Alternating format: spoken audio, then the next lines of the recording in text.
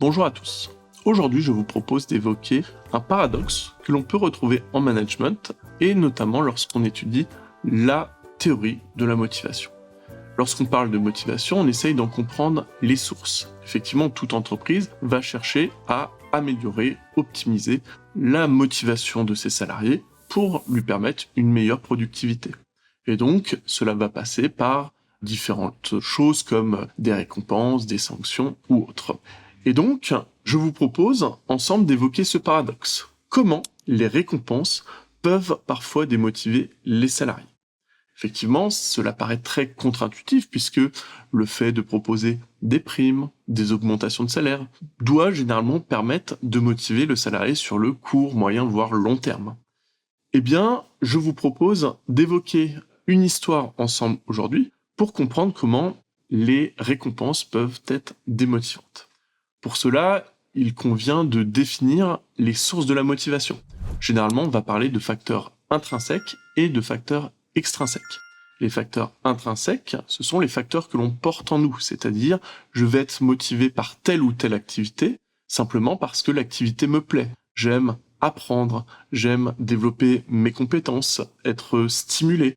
Par exemple, je vais aimer le cinéma pour les sensations esthétiques, je vais aimer le sport pour le dépassement, je vais aimer mon métier par rapport à l'activité que je vais pratiquer. Donc ça, ce sont tout ce qui est en lien avec les motivations intrinsèques. Intra, en moi, c'est ce que je porte. Et les récompenses extrinsèques, les récompenses du dehors, ex, en dehors d'eux, les motivations, les facteurs extrinsèques, eux, sont liés au système de récompenses et de sanctions. Ce que l'on retrouve généralement dans le langage courant par la carotte et le bâton.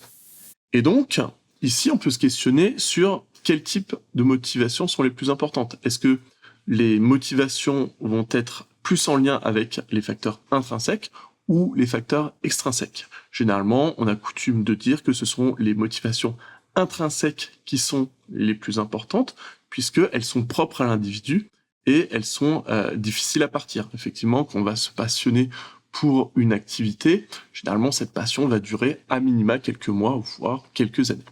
Et donc, on va noter une interférence entre les deux types de motivations. Les motivations intrinsèques, qui nous sont propres, paradoxalement, vont être différentes des motivations extrinsèques. Et donc, je vous propose une petite anecdote, une petite histoire, pour comprendre l'interférence que l'on peut rencontrer entre la motivation intrinsèque et la motivation extrinsèque. Voici cette histoire. Nous avons un vieux monsieur qui est perturbé par les bruits des enfants qui jouent sous sa fenêtre.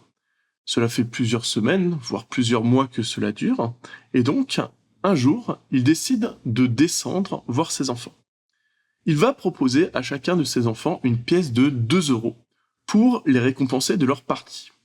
Alors cela paraît bizarre, puisque en réalité, le vieil homme n'aime pas du tout le bruit que font ses enfants, et cela le dérange. Et donc, à chaque fois que les enfants vont revenir, le vieil homme va donner une pièce de 2 €. Au bout de quelques semaines, le vieux monsieur est embêté. Il ne peut plus proposer que 1 € aux enfants. Les enfants, un peu bougons, acceptent quand même l'argent et continuent leur partie.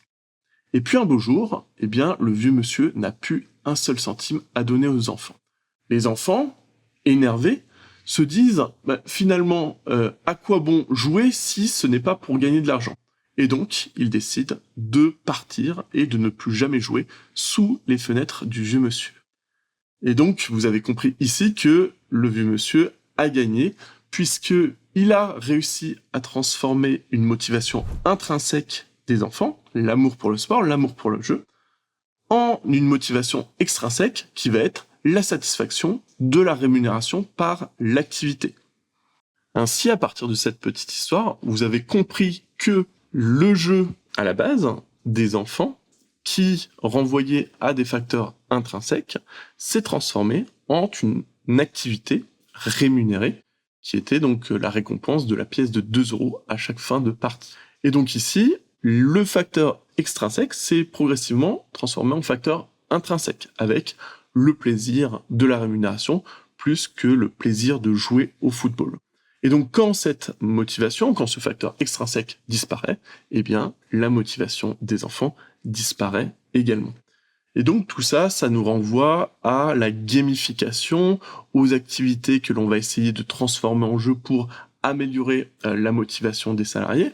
Mais effectivement, à partir de cette histoire, on pourrait se dire, finalement, à quoi bon mieux payer ces salariés, puisque ce qui va importer, c'est l'appréciation que l'on va avoir des activités. On va ainsi donc développer le bien-être au travail, on va permettre aux salariés de faire des tâches variées, des tâches stimulantes. Ça va être finalement assez suffisant pour avoir une motivation intrinsèque, celle qui est la plus importante pour nos salariés. Eh bien en réalité, l'idée ce serait plutôt d'optimiser nos deux facteurs. C'est-à-dire à la fois avoir des facteurs intrinsèques avec des tâches intéressantes, des tâches variées, permettre aux salariés de progresser, de se former, de travailler dans de nouveaux postes, mais également des facteurs intrinsèques avec des récompenses qui peuvent être effectivement une bonne rémunération de base, pourquoi pas des primes de temps en temps, mais également d'autres formes de récompenses qui ne seraient pas forcément que financières. Ça peut être par exemple des sorties avec les collègues, ça peut être des activités à certains moments de l'année pour permettre de donner des récompenses au travail accompli sans forcément que ce soit lié à une forme de rémunération.